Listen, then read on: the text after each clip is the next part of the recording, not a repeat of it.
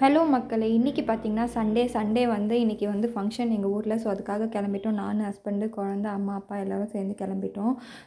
So இன்றைக்கி என்ன ஃபங்க்ஷனுன்னு பார்த்தீங்கன்னா நேமிங் செரிமனி. ஸோ காலையில் போனோடனே சித்தி வீட்டில் தான் ஃபங்க்ஷனு.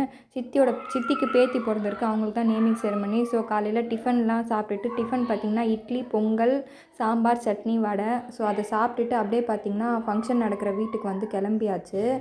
ஃபங்க்ஷன் பார்த்திங்கன்னா அவங்க வீட்டில் மாப்பிள்ளை வீட்டில் தான் ஃபங்க்ஷன் பண்ணுவாங்க, தொட்டிலில் போடுற ஃபங்க்ஷன்லாம். ஸோ அதனால் நாங்கள் பார்த்திங்கன்னா கிளம்பி மாப்பிள்ளை வீட்டுக்கு போயாச்சு.